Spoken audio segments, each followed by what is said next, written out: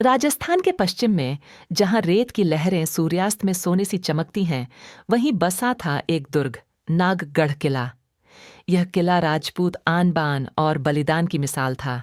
मगर इसकी वीरता की दीवारों में एक ऐसा रहस्य छिपा था जो सदियों से किसी के सामने उजागर नहीं हुआ था। राव अजीत सिंह का अंतिम युद्ध सन 1722, जब मुगलों की एक बड़ी टुकड़ी ने नागगढ़ को घेर लिया। राव अजीत सिंह, एक साहसी मगर अब वृद्ध राजा, युद्ध के लिए तैयार हुए। उनकी रानी रूपकंवर, सौंदर्य और साहस की मूर्ति थीं। जैसे जैसे किला टूटने की कगार पर आया, रानी ने महल की अन्य 168 स्त्रियों संग जौहर कुंड में कूदने की तैयारी की। वो आखिरी रात थी। चंदन से रची देह, केसरिया वस्त्र, आंखों में आंसू और ओठों पर हर हर महादेव का मंत्र। हम देह त्यागेंगे पर परायों की नहीं होंगी। सुबह जैसे ही स्त्रियों का जौहर पूर्ण हुआ, राव और उनके शेष 400 सैनिकों ने केसरिया बाना पहनकर अंतिम युद्ध किया। वो सब मारे गए और किला वीरान हो गया। 150 वर्ष बाद ब्रिटिश राज का दौर था। कर्नल हैरोल्ड स्टोन को नागगढ़ की वीरता के बारे में सुनकर जिज्ञासा हुई।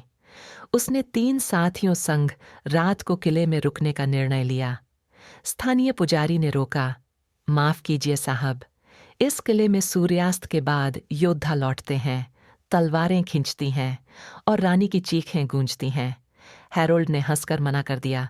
रात को उन्होंने तंबू लगाया और ठीक रात के 12:07 पर किले के आंगन से शंख और नगाड़ों की आवाज आई।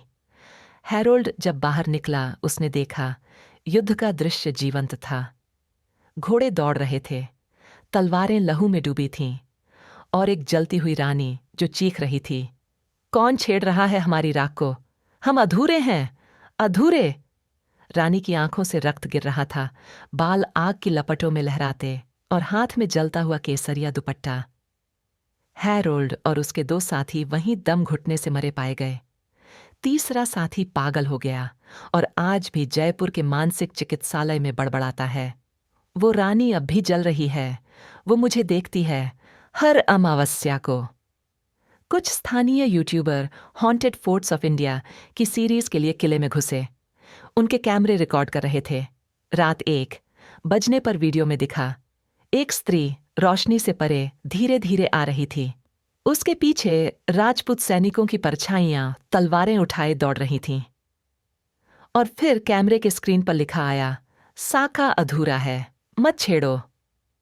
अगली सुबह 3 में से 2 लड़कों के शरीर झुलसे मिले और तीसरा आज तक लापता है। नागगढ़ के पुजारी कहते हैं, हर 12वें साल जब अमावस्या पूर्णिमा से टकराती है, राव अजीत और उनके सैनिक युद्ध करने लौटते हैं। लेकिन वो युद्ध दुश्मनों से नहीं, अपने अधूरे मोक्ष से करते हैं। और रानी, वो आज भी जल रही है, इंतजार कर रही है किसी ऐसे की जो उसका अधूरा साका पूरा करे। हर अमावस्या की रात नागगढ़ का किला जाग उठता है। रानी की आत्मा जलती है, योद्धा लौटते हैं और साका फिर से शुरू होता है। इस वीडियो में हमने आपको दिखाई है एक ऐसी भूतिया कहानी जो इतिहास और आत्मा दोनों की हदें लांघती है।